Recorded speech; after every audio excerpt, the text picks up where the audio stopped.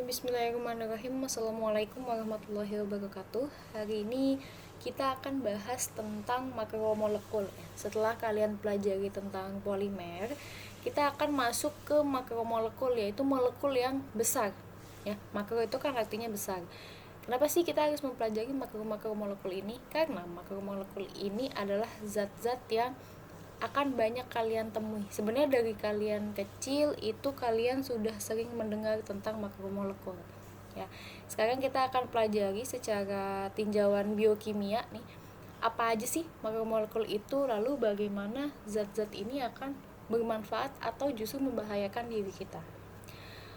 Oke, yang pertama nih, makromolekul pertama adalah karbohidrat. Jadi makromolekul di sini yang kalian taunya, oh ini mah makanan kita nih sehari-hari gitu. Ya, yang pertama ini ada karbohidrat. Ya, pengertiannya karbohidrat ini merupakan polihidroksialdehid atau aldosa, atau bisa juga polihidroksiketon atau ketosa dengan rumus umum CN lalu H2O sebanyak M. Ya. Kenapa sih namanya karbohidrat? Jadi nama karbohidrat itu ada karena karbohidrat ini tersusun dari karbon dan hidrat. Ya, karbon ini karbon ya, C di sini. Lalu hidrat ini adalah air. Makanya kenapa rumusnya CnH2O sebanyak M. Jadi ini gabungan karbon dengan air. Tuh. Lalu secara penggolongan ya, karbohidrat ini dibagi 3 golongan besar. Yang pertama adalah monosakarida. Monosakarida ini adalah karbohidrat yang paling sederhana karena tidak dapat dihidrolisis menjadi bentuk karbohidrat yang lebih sederhana lagi. Atau kalau kita lihat tinjauan polimer ya, karbohidrat sebagai polimer, monosakarida ini adalah monomernya. Jadi nanti monosakarida ini akan berikatan membentuk yang besar ya. Yang besar ini adalah karbohidrat, membentuk polimernya. Polimer dari monosakarida adalah karbohidrat. Nah, polimernya sebanyak apa? Dibagi 2 lagi nih, ada oligosakarida dan ada juga polisakarida. Kalau oligosakarida hanya beberapa molekul monosakarida, mulai dari 2, 3, 4, 5 gitu ya, masih bisa dihitung. Tapi kalau udah banyak banget itu namanya adalah polisakarida. Ya, polisakarida ini sendiri merupakan polimer alam yang tersusun atas unit-unit monosakarida, membentuk rantai panjang melalui reaksi kondensasi. Jadi kalau kalian masih ingat nih, polimer itu reaksi pembentukannya ada 2, adisi dan kondensasi. Nah, karbohidrat dibentuk melalui reaksi kondensasi. Tuh, jadi karbohidrat adalah polimer alam ya, yang merupakan polimer kondensasi juga. Oke, sekarang kita lihat ya. Nah, monosakarida ini kita bahas dari monosakarida dulu. Monosakarida merupakan senyawa terkecil dalam golongan karbohidrat dengan rumus CnH2nOn. Ya, di mana nilai N sama dengan 3 sampai dengan 8. Ya, jadi monosakarida ini ada yang C-nya 3, 4, 5, 6, 7 sampai 8. Ya. Kalau C3 nih, C3H6O3 ini namanya triosa, lalu C4H8O4 tetrosa dan seterusnya. Lalu setiap molekul monosakarida ini juga memiliki gugus keton atau satu gugus aldehid. Nah, jadi kan tadi udah disebutkan ya, polihidroksialdehid atau polihidroksiketon.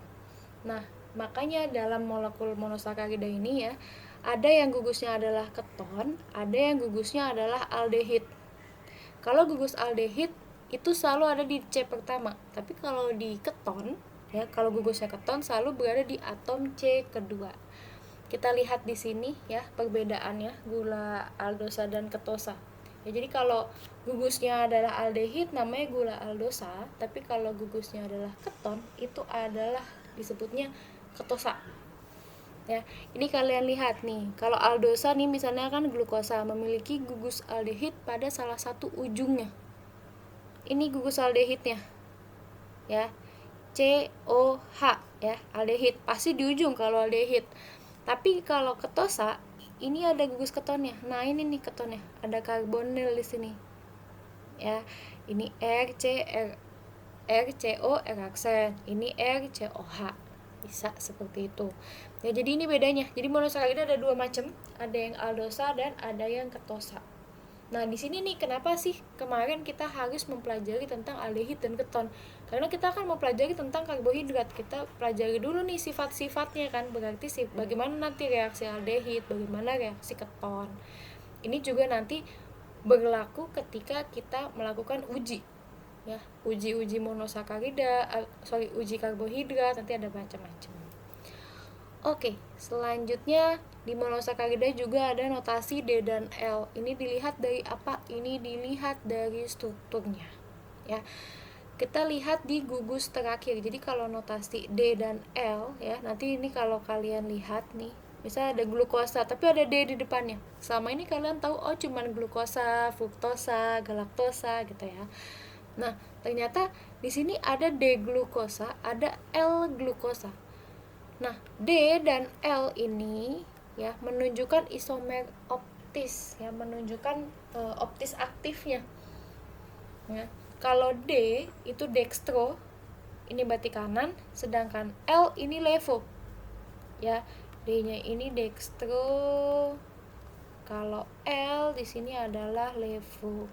Ini maksudnya apa? Kanan sama kiri. Kanan dan kiri ini maksudnya adalah memutar bidang polarisasi. Kalau D, dextrorotatory, itu memutar bidang polarisasi ke kanan, sedangkan L, levorotatory, itu memutar bidang polarisasi ke kiri. Dilihatnya dari mana? Yang kita lihat adalah gugus OH paling jauh dari gugus aldehid ya, atau ketonnya nanti. Ya, ini gugus OH paling jauhnya kan yang ini nih. Kalau ini kan udah di ujung ya. Ini gugus OH paling jauh nih, ya. Ini yang kita lihat. Kalau dia ada di kanan, berarti D. Kalau ada di kiri, berarti L. Nah, ini nih. Ini kan untuk gula dengan atom C asimetrik lebih dari 1, notasi D atau R ditentukan oleh atom C asimetrik terjauh dari gugus aldehid atau keton. Ini nih yang kita lihat nih ya, OH-OH-nya ini. Kalau OH-nya ada di kanan berarti D, kalau OH-nya ada di kiri nanti L. Nanti kalian bisa lihat ya di buku kalian ada beberapa contohnya, silakan nanti dilihat. Atau kalau kalian ternyata di buku nggak ada gitu, ya udah nanti saya yang kasih contohnya ya. Nah ini ya, ini dengan seperti ini bentuknya, ini adalah proyeksi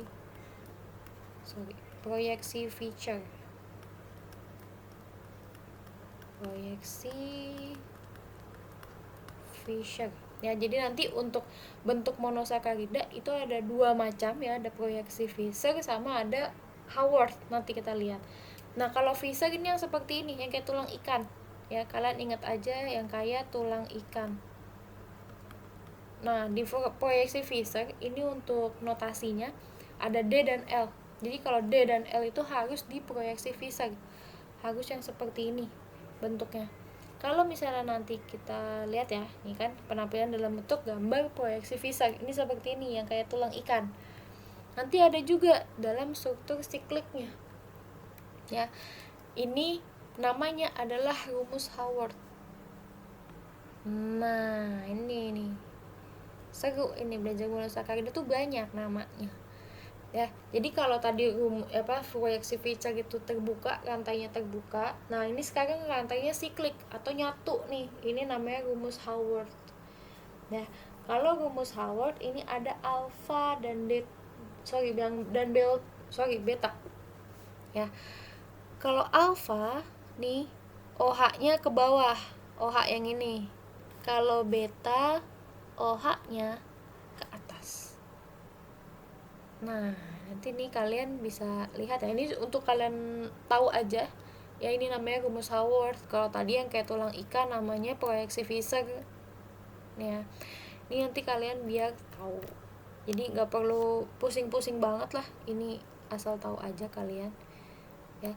Selanjutnya nanti kita akan pelajari jenis monosakarida di alam di video selanjutnya. Jadi kalian silakan tadi kalau ada yang masih belum paham diulang lagi. Nanti kalau misalnya ada yang bingung boleh tanya sama saya, boleh di classroom, boleh di